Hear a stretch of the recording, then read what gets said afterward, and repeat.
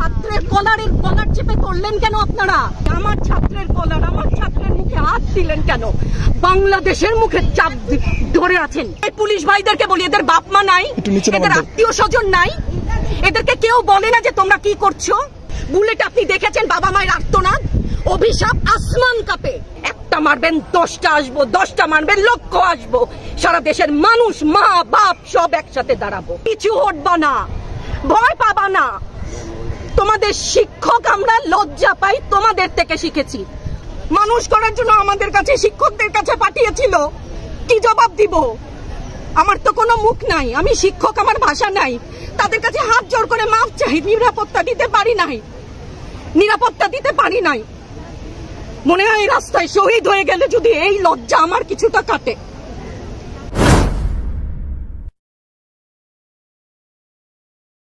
কত কিছুই তো বলছে, বাম্পার ফলন, লেবুর বাম্পার ফলন, বলেন না একটা বাঙালি দেখান যে এই কথাটা বিশ্বাস করে।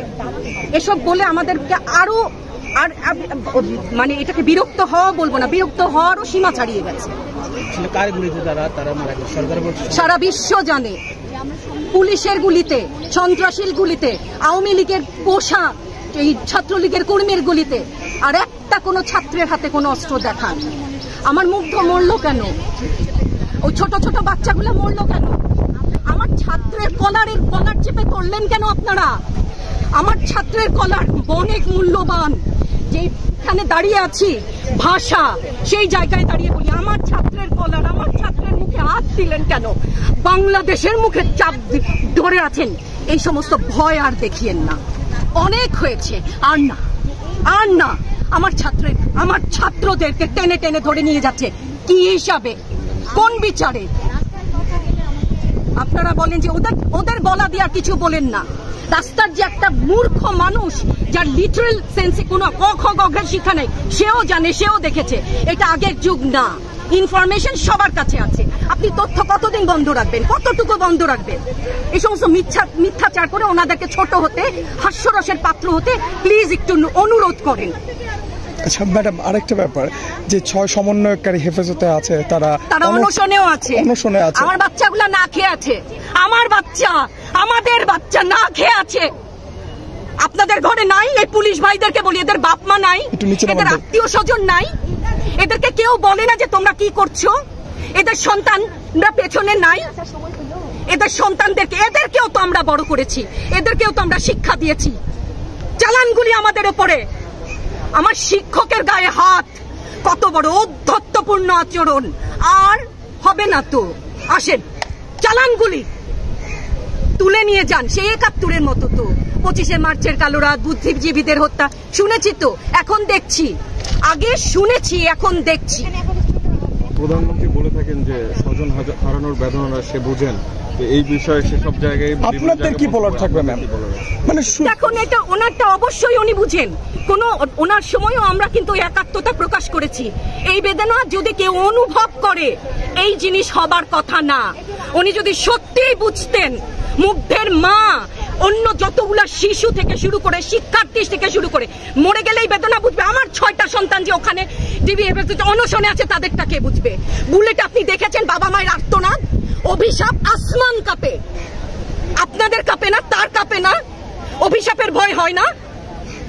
বুকগুলা যাজ্জা হয়ে গেছে আমার সন্তানদের।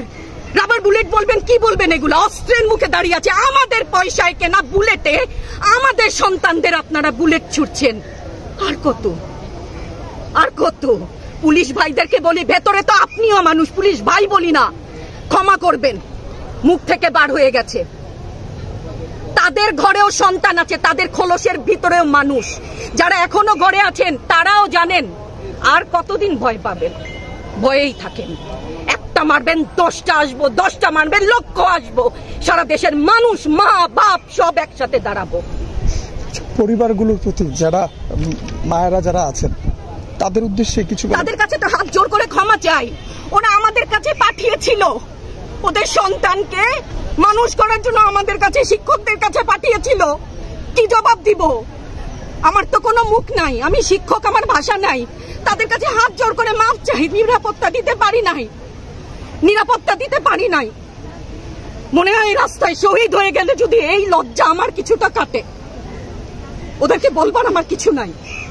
প্রশাসন এবং সরকারের পক্ষ থেকে বলা হচ্ছে যে এই আন্দোলনের ভিতরে তৃতীয় পক্ষ এবং জঙ্গি ঢুকে আরো গেছে। বলেন না, এই বিষয়ে আমি হিজাব পরি বলেন আমি হচ্ছে গে জঙ্গি, আরো বলেন না যারাই প্রতিবাদ করছে জঙ্গি। হ্যাঁ, ৭১-এর সময়ের জঙ্গি এক যদি চেহারা অমন হয়, ২৪-এর জঙ্গির চেহারা এরকম হবে। তাহলে গত কিছুদিনে বাংলাদেশ থেকে যে পরিমাণ গ্রেফতার হয়েছে তাতে দেখা যাচ্ছে যে ৮৫% সাধারণ মানুষ যারা কোনো দল করে না।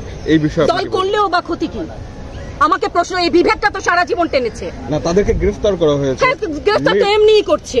দল করলেই কেন, দল করার এটা স্বীকৃতি দিতে হবে, দল করলে ক্ষতি কি?